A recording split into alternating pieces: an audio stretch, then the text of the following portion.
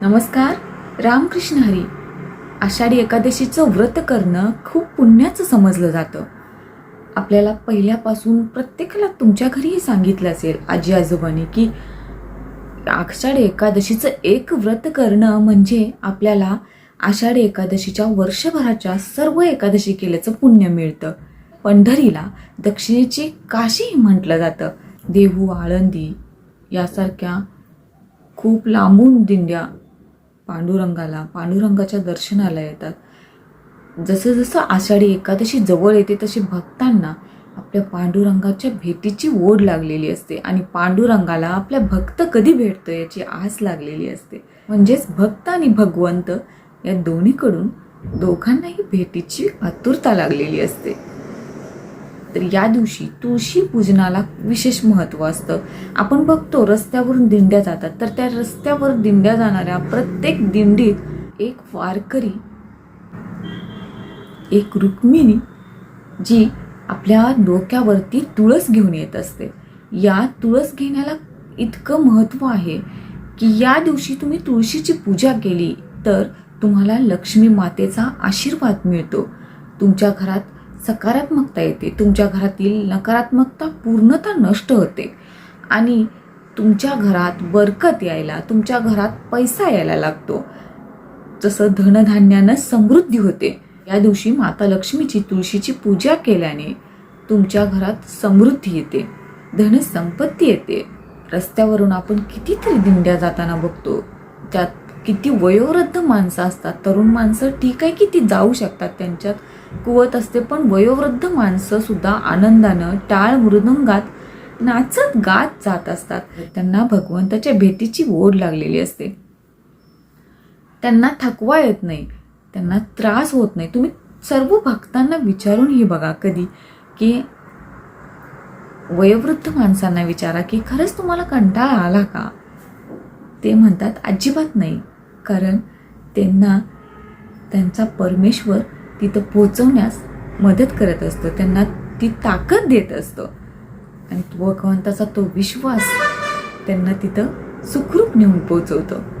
पांडुरंगाच्या भक्ताची दर्शनासाठी लागलेली ओढ, लाखोंच्या त्या रांगा, पण तरीही भक्त त्यातून फक्त भगवंताचं मुखदर्शनासाठी, चरणाचं दर्शन घेण्यासाठी भक्त त्या वारीतून, त्या दिंडीतून किंवा त्या गर्दीतून पुढं जात असतो. या दिवशी आपण तुळशीची पूजा कशी करावी?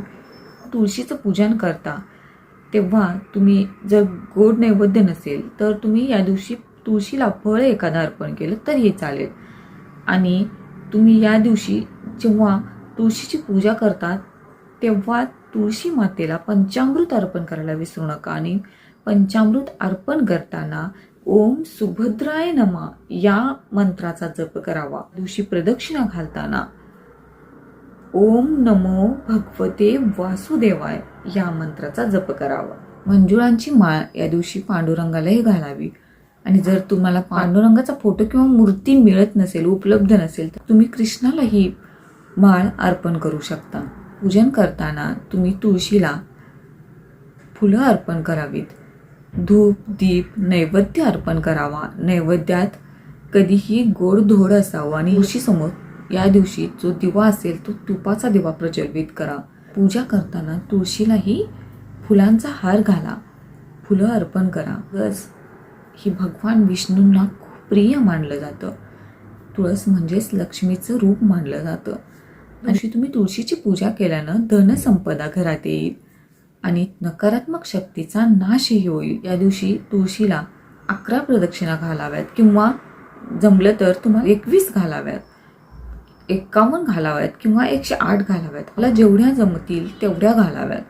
पण या दिवशी तुळशीची पूजा नक्की करावी. तुळशीचं पान, तुळशीच्या मंजुळांचा हार श्रीकृष्णांना, विष्णूंना अर्पण करावा. विष्णूंचा फोटो नसेल, पांडुरंगाचा फोटो नसेल तर बाळकृष्ण तर प्रत्येकाच्या घरी असतो. कृष्णांच्या मूर्तीला तुम्ही हा तुळशीचा हार घातला, तुळशीचे मंजुळांचं माळ घातली तरीही चालते. ही एक चूक अजिबात करू नका. या दिवशी कधीही तुळशीचं पान तोडू नका. आपण जसं श्रावण महिन्यात जेव्हा सोमवार असतो किंवा कोणत्याही सोमवारी आपण जेव्हा बेल तोडतो तेव्हा कधी आपण बेल असा तोडतो का? रविवारी तोडून ठेवतो आणि सोमवारी आपण भगवंतांना, शंकरांना अर्पण करतो. तसंच तुम्ही तुळस कधीही एकादशी दिवशी तोडू नका. ही तुळस तोडताना तुम्ही आदल्या दिवशी म्हणजे दशमी दिवशी तोडा चालेल आणि ती दुसऱ्या दिवशी अर्पण करा. जर नसेल तर जर विकत मिळाली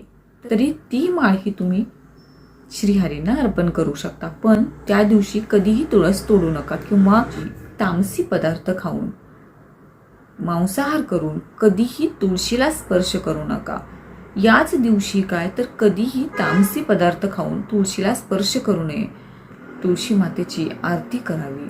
तुळशी मातेला नमस्कार करून तुळशी मातेकडे तुमच्या सौभाग्याची, तुमच्या घरातील सुख शांतीची, तुमच्या घरातील आनंदाची, तुमच्या घरातील समृद्धीची मागणी करा. या दिवशी तुळशी मातेला मागाल ते तुम्हाला नक्की मिळेल. तुळशी मातेची पूजा कशी करावी याबद्दल व्हिडिओ घेऊन मी लवकरच येईन. रामकृष्ण हरी.